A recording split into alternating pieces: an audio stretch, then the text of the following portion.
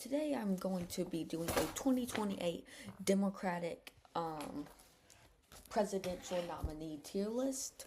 And this tier list isn't going to be based on how likely they are to win the nominee.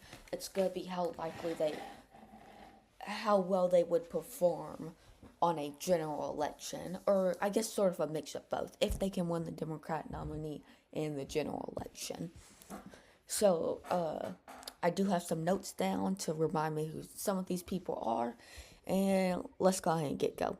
First, we're going to start off with Elizabeth Warner, which I do think the Democrats need to lean in sort of into, they either need go farther right, go like center left, more a little bit farther right than Joe was, or super far left, someone like AOC or Elizabeth Warren. But I'm going to put Elizabeth Warren in D tier, yes, because of her age. I think after Trump is president, we're not going to see a very old president for a while. I think we'll see more of the Josh Shapiros, J.D. Vances, Dean Phillips, Pete Buttigieg's, people like those. People that are, yes, overall much younger than Trump and Biden was. So, but if she was around AOC's age, I could put her in C tier, but her age keeps her at D tier. Now let's go Mark Kelly. He's a senator from Arizona, I think. Let me double check that. Arizona senator. He could have some nice appeal with the Hispanic vote. He is a overall well speaker, and Arizona is actually a very Republican state. It only voted for Biden in 2020, and that was about it. I'm pretty sure that's the only time it's voted for a Democrat in 40 years. So, and I know Republicans don't do the best on the senator races in Arizona, but I think he has some overall nice appeal and could do good in a general election. And I think he's a good enough speaker to do well on a debate stage against these other Democrats for a nominee or to win the nominee. We'll talk about Josh Shapiro. Now, Josh Shapiro's S tier for me. He's such a left governor in Pennsylvania. He blew out, whenever he won, he blew out the Republican, and he's projected, I know it's early, but to me, he's projected to blow out whichever Republican runs against him in 2026. And I think he'll very easily, and I think if Trump's term is mid or bad, I think he wins the general election. Josh Shapiro does. Because he makes Pennsylvania, he could very easily win Pennsylvania and Georgia in my eyes, and probably bring back Michigan to the Democrats, which are all states the Democrats desperately need. Now, Wes Moore, he's a very nice speaker, governor of Maryland. He hasn't been on the larger political scene for a while, but he's very charismatic, and he could definitely win on a debate stage. But he is from a deep blue state, so he might not have too much appeal to some of the independent, libertarian, and swing voters in swing states. Greta Whitmer, she's the governor of Michigan, which is a state that the Democrats really need to get back. I'm putting her in A tier. She has nice appeal in Michigan, and I think overall, yes, bringing Michigan to the table is enough to get her in A tier. And also, Michigan could have some appeal to Pennsylvania voters. This is definitely somebody that, if Josh Shapiro's campaign didn't go well, Josh Shapiro will 100% probably endorse somebody like her, and we could see her take Michigan and Pennsylvania. Tammy Baldwin, I don't know the most about her. I know she won a runoff in Wisconsin, so that is some nice appeal.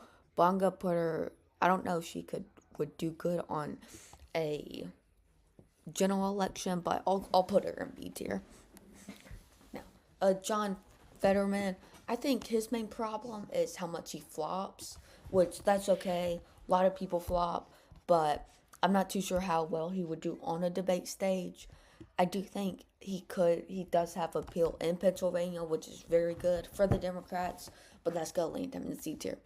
Phil Murray, governor of New Jersey. I don't know the most about him. And yes, based off what I'm going off and how he looks, I'm going to put him in C tier. Pete Buttigieg, for me, gets the highest C tier so far. And that's, he does have some appeal in Michigan. He did come from nothing, basically, in the 2020 primaries. From there to winning the caucuses, Iowa caucuses, cut off. But I just don't think Pete Buttigieg has overall enough experience going from Secretary of Transportation, which I do think decreased his popularity a little bit because of what happened in East Palestine. So I'm just going to have him in C tier overall.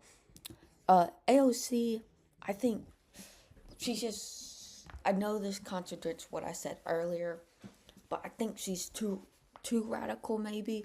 I could see her possibly winning, but also she's also, yes, a congressperson, and she's also from California, which Gavin Newsom has really brought the overall opinion of California politicians down. So I don't think she could win a general election. Dean Phillips, though, this is somebody I think could actually do good in a general election. And the reason I'm saying this is because he was one of the only Democrats in the beginning pointing out Biden's mental state and say he can't do this. And he also ran a primary contest against Biden and got 20% the vote. And I didn't see a single one of his campaign ads. I didn't see a single campaign ad. I didn't see anybody wearing a t-shirt. I didn't even know he had t-shirts until I saw a YouTube video of somebody supporting Dean Phillips. So even with almost nothing, he got 20% the vote. Now imagine with that experience, he can get donors now, and many people will donate to him. And I think he could very likely win a nominee with the experience he has now. JB Pritzker, I'm putting him in D tier because he's a billionaire. I know Trump is a billionaire, but he's going to be seen as this Democratic establishment guy. He is a governor of Illinois, but he does have a lot of money, which could help him. But overall, I think that, I don't know. I don't think he would appeal to independent voters and Republicans that are willing to vote for a Democrat. Craig Booker, he's definitely somebody I think could do very well. Gotta have him on top of C tier. He did support Bernie, which I know does help him overall in the with the younger voters, and he supports a lot of Bernie Sanders' ideas. So that's why I'm gonna put him on top of C tier. Senator from New Jersey, though, which not really a swing state, so that could hurt him in places like Pennsylvania, Michigan, Wisconsin. But overall, I think he has like okay appeal. Now Rubin, he did just win a election in Arizona, and people had to ticket split in order for him to be elected. So, because Trump won Arizona by around 6%, and then he also became a Democratic senator. So many people ticket splitted for him, which does give him some nice appeal. And this also does prove he has nice appeal to Hispanic voters too. But also how much of his success is just because Carrie Lake is a bad Republican candidate. Not too sure, but I do think he's just now rising, and maybe if Democrats lose in 28, we could see him pop up in 34 or 36, but 28 I think is just too soon for him. John Ossoff, he's the governor somewhere. No, he's a senator.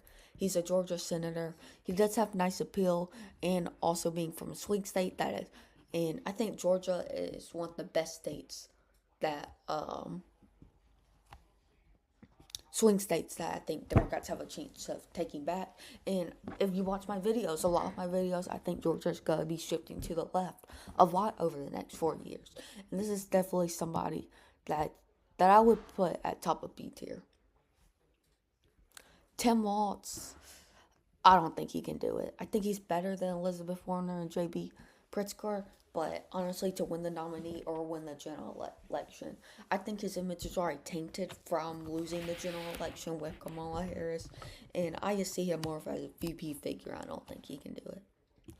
Now, Gavin Newsom, I'm going to put him top of D tier. He does have presidential ambitions. He has been building a network over a long time. And unless if the public forgets about the LA wildfires, I personally don't think he could win a general election. He's also from a deep blue state. I don't know if he could win a general election.